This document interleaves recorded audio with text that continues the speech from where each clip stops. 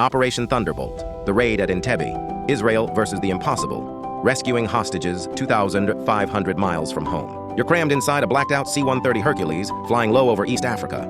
Your rifle is locked, your mind focused. Below lies Entebbe Airport, deep inside hostile Ugandan territory. Inside the terminal, over 100 innocent hostages were held at gunpoint. You have 90 minutes, no second chances. And the world isn't watching because no one thinks you can pull this off. But you're about to make history. This is Operation Thunderbolt.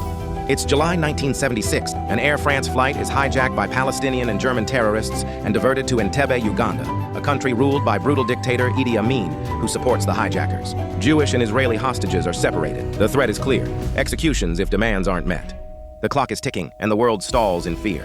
But Israel doesn't wait. They plan a daring rescue mission. Fly over 2,500 miles, land undetected, storm the airport, rescue the hostages, and escape alive. What follows is one of the most legendary special forces operations in modern history. The odds are terrifying.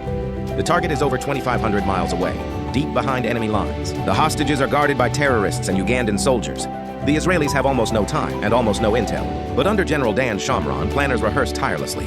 Elite Sayeret Matkal commandos train with a mock terminal built in Israel. They even bring along a black Mercedes to mimic Idi Amin's motorcade. They gamble everything on speed, precision, and deception. Failure means not just hostage deaths, but war. On the night of July 3rd, 4 Hercules transports touch down on the Entebbe runway. Within seconds, the fake motorcade rolls out. The commandos burst into the terminal, shouting in Hebrew, "Get down!" In less than 90 minutes, all hijackers are killed.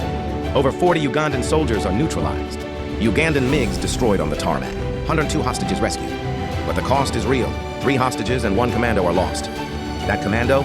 Yonatan Netanyahu, brother of future Prime Minister Benjamin Netanyahu. His death becomes symbolic. His courage is eternal. Operation Thunderbolt becomes a military legend. It proves that with the right planning and willpower, even impossible missions can succeed. It redefines how nations view hostage rescue, covert projection of force, and special operations doctrine. It inspires militaries, movies, and moral debates about sovereignty, preemption, and justice. And for Israel, it becomes a defining moment, a statement to the world. No Israeli will be abandoned. You hit the runway in the darkness. You charged into gunfire for people you'd never met.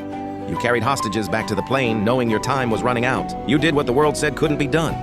You came home a hero. And today, ask yourself, when innocent lives hang in the balance, would you fly into the fire? If you believe courage can rewrite the odds and history belongs to the bold, like, share, and subscribe.